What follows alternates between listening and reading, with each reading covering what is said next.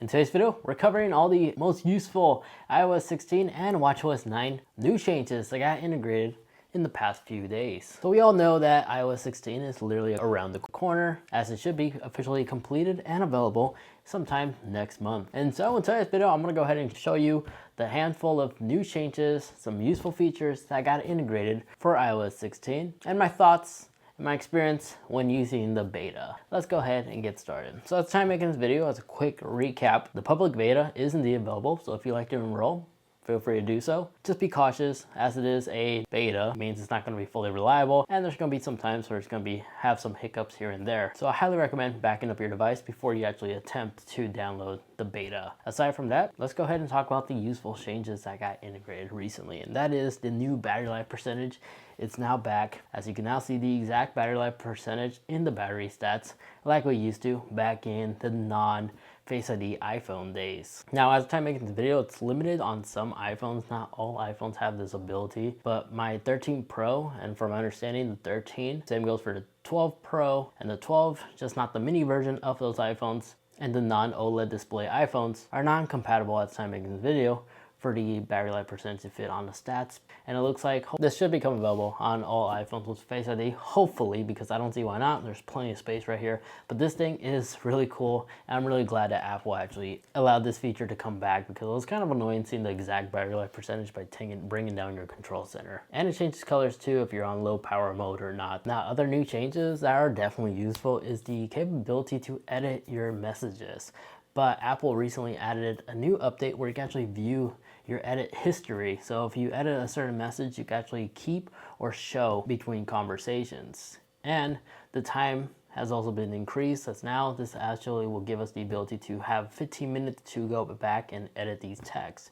Just however, the undo send ability will only allow you to do that within the first 2 minutes after the text message has been sent. Now, another new update that I really do find useful is the new Now Playing screen. The album artwork is much larger than ever before, and when you're actually using the slider, it definitely is a lot larger.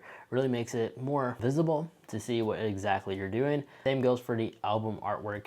Definitely does allow you to actually experience a much more pleasant viewing experience on the type of track and song you're listening to. The lock screen also received a new wake up animation if you're using a wallpaper that supports the portrait shot. So like the subject will illuminate first and then the background. I thought this was kind of neat. And of course, we also received like the new lock screens with the widget capability and the ability to change the font on the clock face. In addition to that, the sound has also been tweaked too for iOS 16.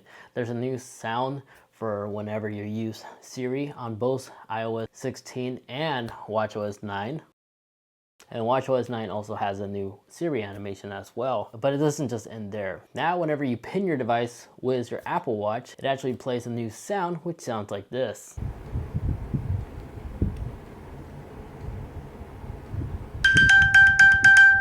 So I like the fact that Apple fine-tweaked this, as this actually, I think, allows you to actually hear your device clearer to locate it faster. Now, another cool feature that got integrated is the new screenshot capability. Now, whenever you take a screenshot, you actually have a copy and delete option. So if you're just gonna paste this image somewhere else, instead of having to save the screenshot, you can always just click on this and it'll automatically delete, so it doesn't take up your camera roll space. And since we're talking about images, the image crop ability is still one of my personal favorite features.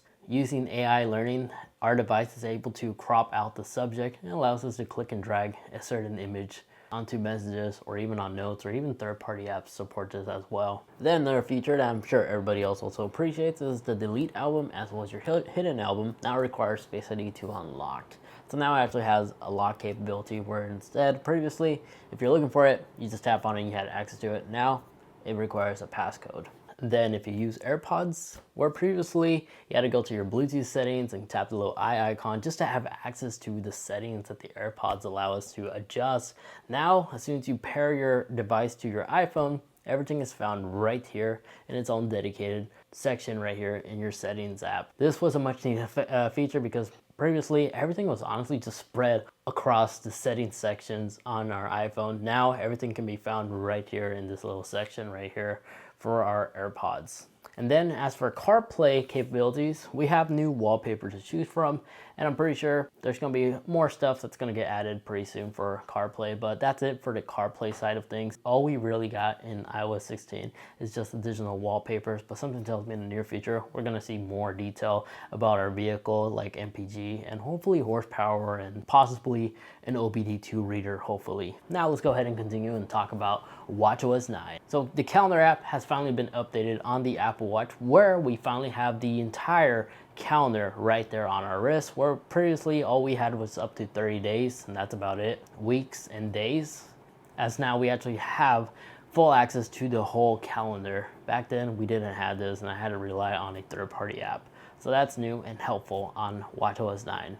Now the water lock, as well as school time mode, or even sleep mode, any mode that requires you to actually rotate the digital crown to unlock. Now that has been changed, where now you just hold down the digital crown, that will actually unlock your device. Not sure why Apple decided to do that, but that's a new change, and I think it's somewhat helpful, especially if you have a bulky case. Just pressing and holding instead of rotating the digital crown, I guess it definitely is more convenient. Then, as for the new shutdown screen, the new shutdown screen now has this new look, which gives you a quicker access to your medical ID or the SOS capability. And if you like to power off, just tap the little power icon on the very top, and there you go. Nightstand mode has also been enhanced, where now if you're below 20%, your screen is now red. So we just got a new color animation for this part, but the battery life percentage reverts back to the generic gray color in the control center. And in the control center, you now have access to the accessibility right here section. So if there's an accessibility setting you like to quickly enable, now you can quickly just tap on here instead of having to go into the settings and manually adjust it right then and there.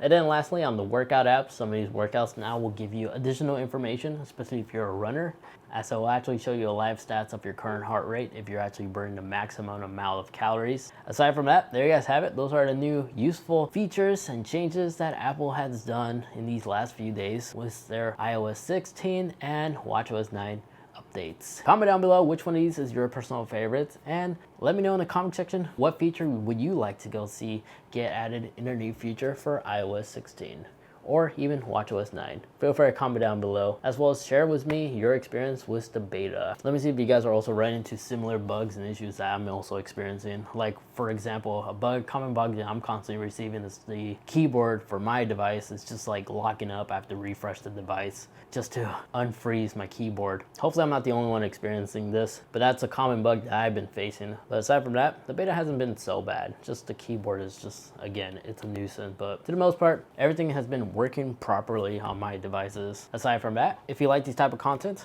like to see more, you know what to do. Make sure you are subscribed, like this video, or continue watching more on this channel. Like this video over here is where I cover all my favorite accessories for the Apple Watch, and that video over there, that's a video that YouTube's recommending specifically for you. Thank you so much for watching. Take care, and I'll catch you all in the next one. See ya.